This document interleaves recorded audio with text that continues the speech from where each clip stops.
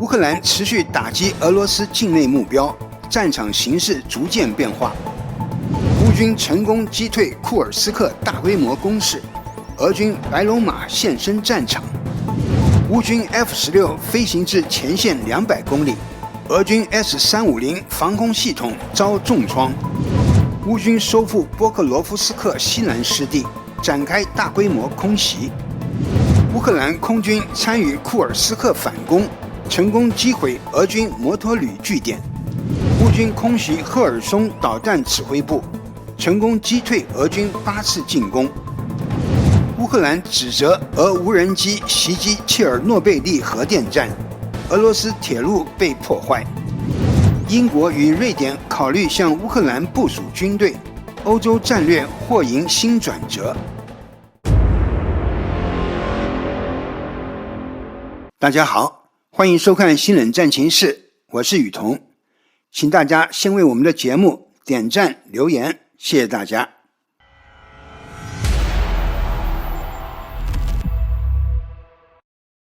2025年2月17日，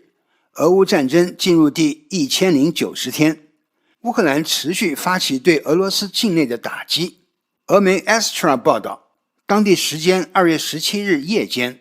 乌军向俄罗斯南部的克拉斯诺达尔边疆区发射了多架无人机，随后就传出当地的伊利斯基炼油厂遇袭的消息。现场画面显示，该厂已经燃起了不小的火灾。该设施每年生产650万吨石油，其毁损必对俄罗斯的能源供应造成深远影响。这是乌克兰在3天内攻击的第2座油厂。2月15日，他们还空袭了伏尔加格勒的炼油厂。战场方面，形势正在缓慢发生扭转。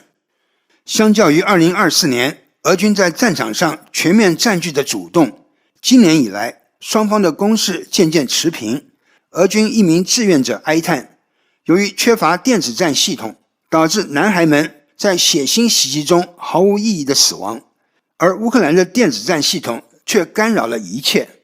大辛希尔卡方向，来自第110机械化旅的乌克兰士兵昨日在该镇附近击退了俄罗斯的一次机械化进攻，这里的战局也趋于稳定了。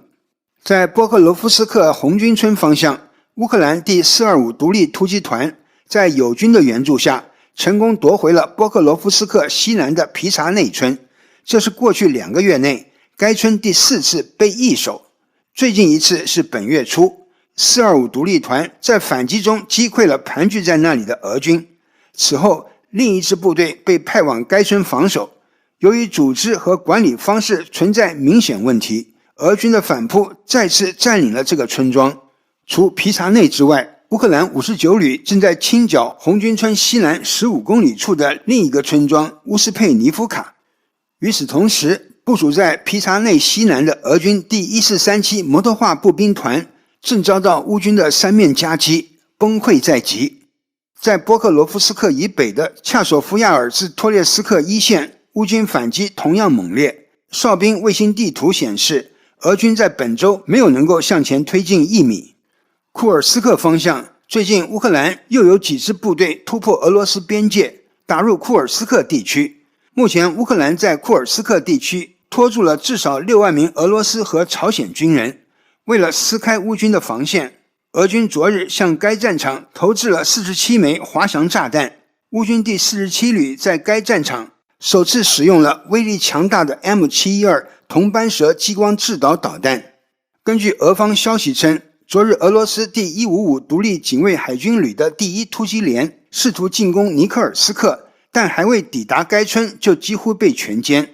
有乌克兰军人调侃说，应该授予俄罗斯第155海军陆战旅自由奖章，因为他们每次对乌克兰发动攻击都送来一堆死人和废铁，却寸土未得。据乌总参发布的数据，在过去1天里，前线发生了252次交火，乌克兰武装部队共歼灭俄军1730人，俄军伤亡达到了859920人。俄军在1天内损失重装102套亮门套。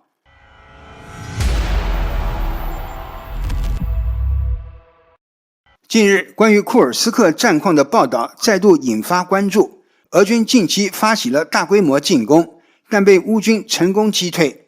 2月16日左右，俄军第155海军陆战旅在库尔斯克地区的尼科尔斯科耶一带发动进攻，企图突破乌克兰防线。然而乌军的反应非常迅速，乌克兰第47机械化旅立刻参与了战斗，双方在这片俄罗斯的土地上展开了激烈的交火。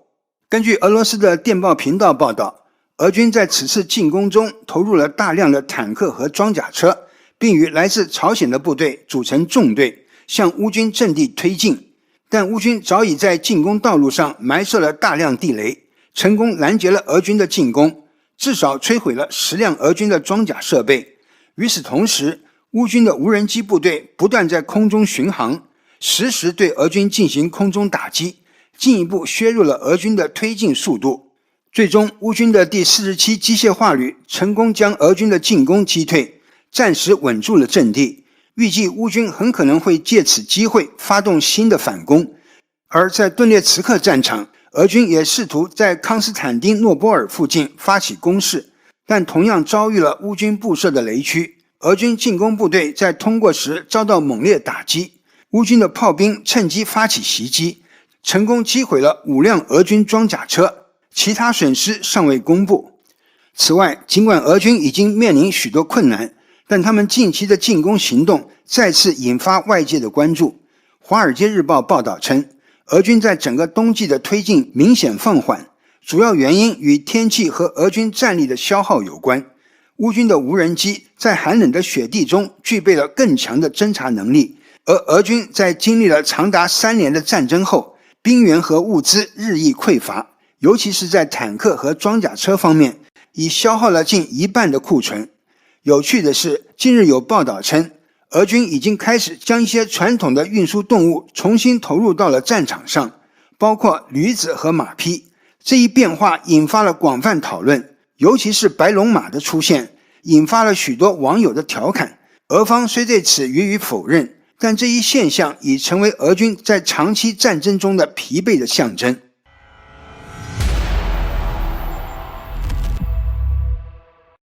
乌克兰空军的 F-16 战机越来越频繁地出现在战斗前线，参与空中打击任务，相关报道也不断增多。最近的消息指出，乌军 F-16 战斗机在距离前线约200公里的地方执行任务，提供空中威慑作用。据 RBC 新闻透露，一架 F-16 正在基辅的前沿执行任务，携带了8枚 GBU-39 小型导引炸弹，以及2枚 AIM-9 响尾蛇短程导弹和2枚 AIM-120 空对空导弹，同时配备了电子对抗设备。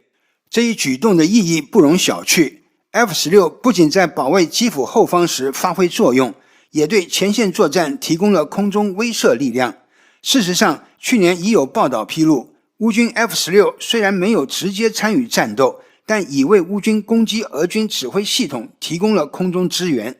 此外，随着俄军面临 F-16 的威胁，战机的起飞频率开始降低，俄军必须考虑 F-16 的存在。这在战争初期并未出现，相反，乌克兰空军的作战次数显著增加。最近，他们在库尔斯克战场成功空袭了俄军的2个摩托旅据点。在其他战线，乌克兰还击毁了俄军的一套 S-350 勇士防空系统。这款防空系统此前很少出现在战场上，而乌军一般摧毁的是更先进的 S-300 或 S-400 系列防空系统。此外，乌克兰的无人机也对俄军的发电机回收厂发起了袭击。视频显示，俄军的发电机受损程度极为严重。在国际援助方面，北欧国家对乌克兰的军事支持持续深化。丹麦将与乌克兰合作，共同开发雷达项目，以增强对后方的防护。挪威则宣布加入乌克兰的无人机联盟，投入资金研发远程无人机，预计在2025年将推出射程更远、威力更大的无人机。与此同时，最近曝光的 F-16 实战画面显示，乌克兰 F-16 的武器配备非常强大，机腹挂载了大量武器，包括8枚 GBU-39 SDB 导引炸弹、1枚 AIM-9X 短程导弹、1枚 AIM-9L 短程导弹、1枚 AIM-120C 响尾蛇远程导弹以及一个 AN/ALQ-131电战吊舱。这架战机显示了 F-16 多用途作战能力的强大，无论是拦截俄罗斯的巡航导弹与地对地导弹，还是对俄军阵地进行打击，都可提供强有力的空中支援。随着乌克兰飞行员对 F-16 的逐步掌握，预计战斗力将不断增强。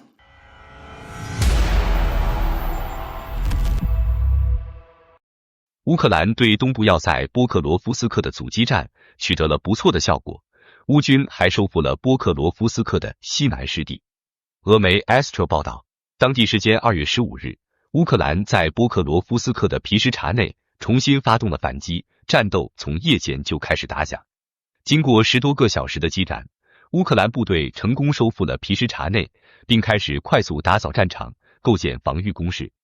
另据报道，2025年2月16日，乌克兰霍尔蒂夏作战战略小组发言人维克托·特雷胡伯夫宣布，乌军收复顿涅茨克州波克罗夫斯克的皮什察内村。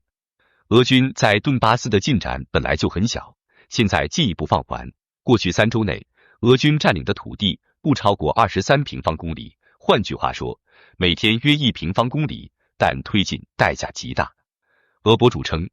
乌克兰用无人机完全控制波克罗夫斯克的天空，俄军车辆被有条不紊地摧毁，无法有效使用，以至于俄军人力必须在距离前线10公里以上的地方下车步行前往接触线，许多俄军士兵都没有活着到达接触线，这使乌军能够部分扭转俄罗斯在波克罗夫斯克地区的进展。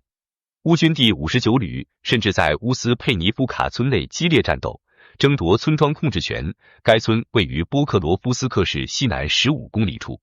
实际上，早在2月11日前后，乌军就曾在美制的 Max Pro 装甲车的加持下控制了皮什察内，但俄军随后也发起了攻势。这表明波克罗夫斯克的战事实际上还处于相持阶段，双方阵地的争夺难免出现反复的状况。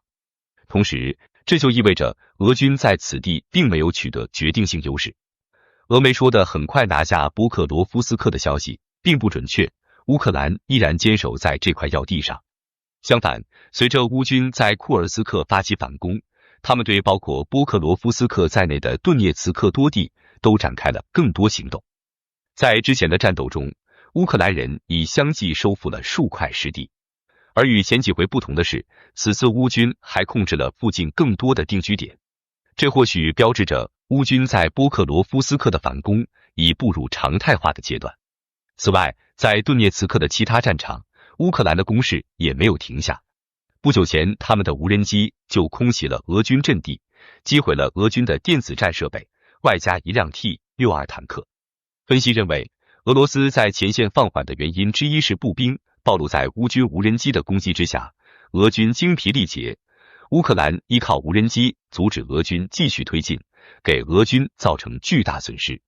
乌克兰在过去12个月坚持给俄军造成重大损失，削弱俄军地面进攻潜力，摧毁支撑俄罗斯发动战争的经济潜力。随着时间推移，俄罗斯的资源将快速耗尽。俄军连续攻击8个月都无法占领波克罗夫斯克红军村，已经说明俄罗斯资源不多了。另一方面，乌克兰还对俄罗斯的后方发动了远程打击。开源情报防御者报道，当地时间2月16日夜间，乌军向俄罗斯的图拉和萨拉托夫地区发射了大规模的无人机，这是继他们空袭伏尔加格勒炼油厂后发起的又一轮行动。两地上空随即传出剧烈的爆炸声，在城市的远郊都清晰可闻。从前方流出的视频显示，图拉和萨拉托夫还疑似发生大火，但目前还不清楚乌军的攻击目标，战损尚不明确。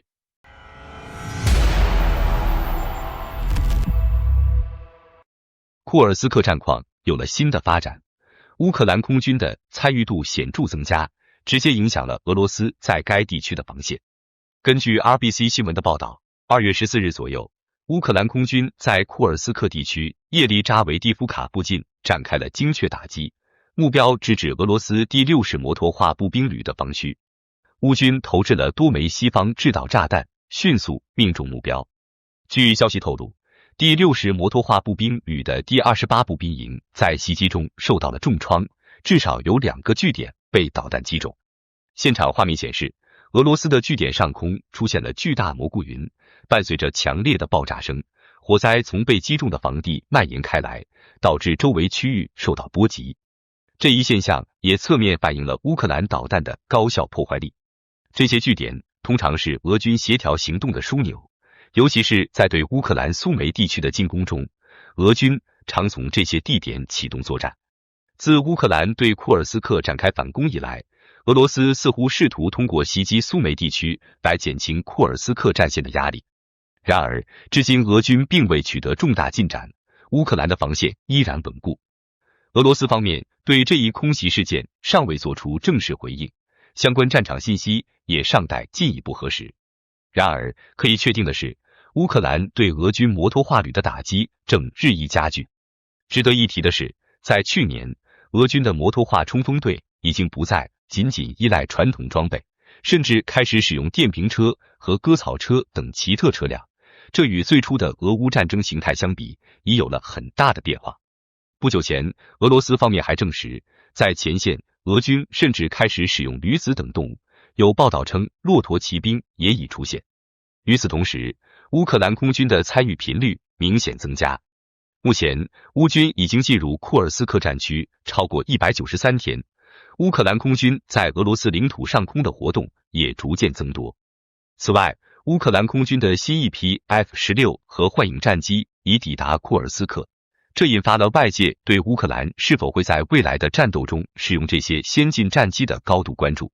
除了空袭，乌克兰的第80突击旅还成功运用 FPV 无人机，在库尔斯克地区击毁了俄军3辆 BMP-3 战车和1辆 BMP-2 战车，进一步加剧了对俄军的打击力度。这些行动标志着乌克兰在库尔斯克战斗中投入的军事资源和技术手段的多样化，未来的战况或许会更加激烈。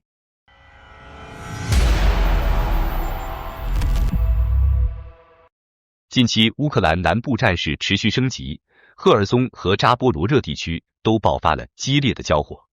突发的消息显示，乌军成功空袭了赫尔松的俄军导弹指挥部。根据洛尔报告的报道，乌克兰军队在2月15日前后向赫尔松左岸俄军控制区发动了新一轮进攻。此次战斗中，乌克兰海军也积极参战。他们的第34海防旅的斯洛尼基号队员率先在一个建筑群内定位到了俄军的指挥部。从现场的监控视频可以看到，指挥部的屋顶上设有俄军的反坦克导弹阵地，防御部署看似十分严密。然而，这一阵地最终还是被乌军的侦察无人机发现，并将精准的坐标发送给了34海防旅。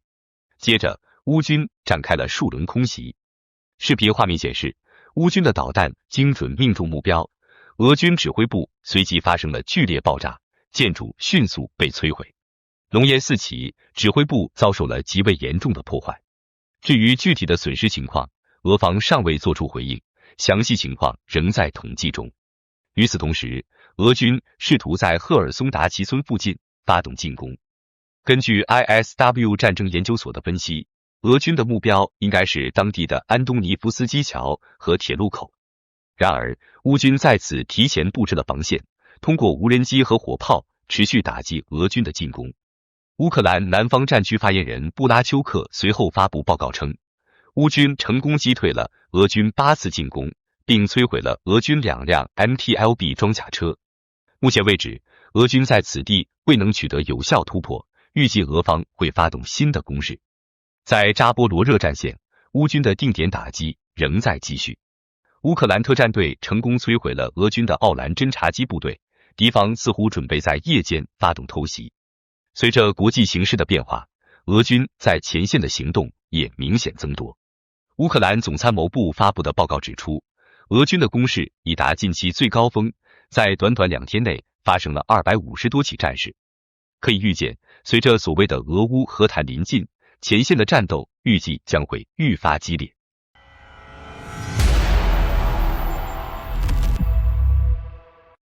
继空袭完乌克兰的基础设施后，俄军还将目标对准了核电站。2月14日凌晨，乌克兰切尔诺贝利核电站发生爆炸，切尔诺贝利核电站4号反应炉遭遇无人机袭击并爆炸，引发火灾。乌克兰指责俄军无人机袭击了切尔诺贝利核电站。泽连斯基称，一架载有爆炸弹头的无人机击中4号反应炉，保护世界免受辐射的避难所。乌克兰方面表示，情况稳定，幸运的是没有检测到辐射峰值。乌克兰紧急服务部门还公布俄罗斯无人机的残骸。泽连斯基称，袭击切尔诺贝利核电站4号机组上方掩体的俄罗斯无人机飞行高度无法被雷达探测到，这表明此次袭击是故意针对掩体的。泽连斯基称，这是俄罗斯发出的明确信息，再次证明俄罗斯不希望战争结束。作为历史上曾引发过巨大关注的切尔诺贝利核电站，如今再遭俄军打击，无疑牵动了世界的神经。与此同时，俄罗斯境内的铁路线再次遭到破坏。据悉，在俄罗斯边境的卡雷利阿一带，当地有人纵火烧毁了铁路，中断了交通。现在还不确定是当地的游击武装所为，还是乌克兰的特工做的，但此地之前曾很少发生类似的袭击。这可能表明亲乌克兰的武装组织已深入到了这一地区。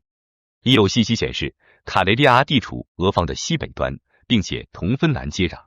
这也让相关行动受到外界注意。作为俄乌战争后火速加入北约的芬兰，一直对莫斯科持相当强硬的立场，并且从去年开始提高了战备状态，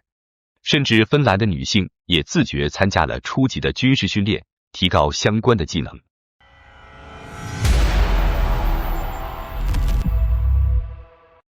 2月16日，英国首相斯塔默公开表示，英国已做好准备向乌克兰派遣军队，以确保任何和平协议能够得以实施。他称，这一决定虽然艰难，但对英国及欧洲的安全至关重要。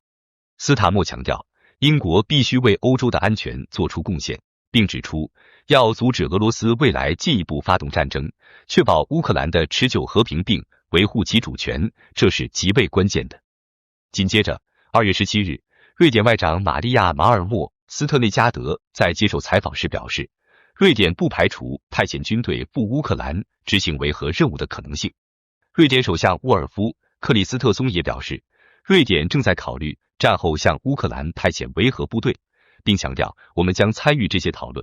当然，这种情况绝对有可能发生。在英国的带动下，瑞典已表示响应，而更多的北约成员国也可能会逐步跟进。尽管这只是维和部队的部署，但如果北约军队首次进入乌克兰，这将是俄罗斯面临的一个重大挫败。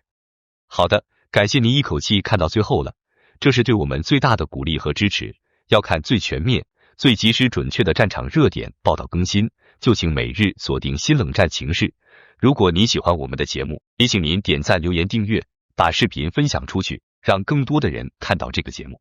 想要赞助我们的朋友，可以打开超级感谢打赏赞助，